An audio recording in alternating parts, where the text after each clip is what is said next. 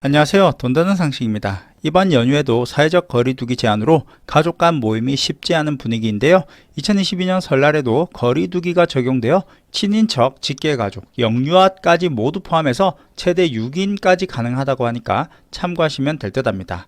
이제 며칠 앞으로 설이 다가왔는데요. 설이나 추석 때 우리는 아이들에게 세뱃돈을 주거나 어르신에게 용돈을 드리고 있는데 과연 이 세뱃돈이나 용돈에도 세금을 내야 한다면 믿으시겠습니까? 결론은 세뱃돈에도 세금을 내야 합니다. 이건 무슨 황당한 소리냐고 어이없어 하실 분들이 계실 거라 생각됩니다. 맞습니다. 저도 사실 그렇게 생각했습니다.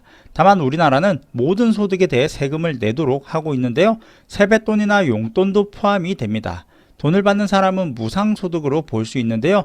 다만 금액이 문제입니다. 그럼 세뱃돈이나 용돈에 적용되는 세금은 무엇이고 어디까지 가능한지 한번 알아보도록 할게요. 이 세금의 명목은 바로 증여세입니다.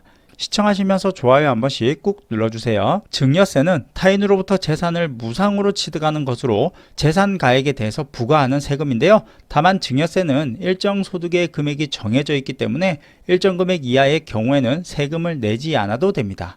배우자의 경우에는 10년 동안 6억 이하, 성인 자녀 또는 부모님은 10년 동안 5천만 원 이하, 미성년자 자녀에게는 10년 동안 2천만 원 이하, 그 외 친인척에게는 10년 동안 1천만 원 이하로 정해두고 있는데요. 방금 말씀드린 금액보다 적을 경우에는 증여세를 내지 않아도 되지만 많을 경우에는 탈세로 인한 문제가 발생할 수 있습니다.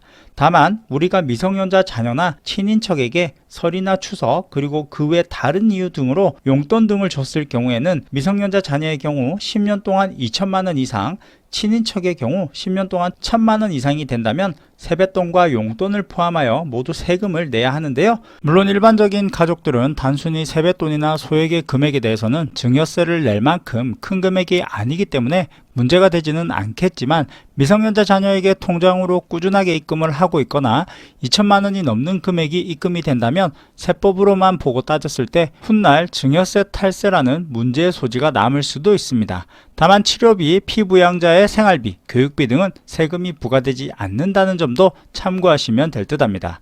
그럼 오늘은 자녀에게 지급하는 세뱃돈 등을 포함한 모든 금원에 대한 기본적인 세금에 대해서 말씀드렸는데요. 기본적으로 알고 계셔야 문제가 되지 않는 가장 기본적인 세금에 대해서 말씀드렸는데 참고하시면 도움이 되실 듯하네요. 그럼 오늘은 여기까지 할게요. 새해 복 많이 받으세요.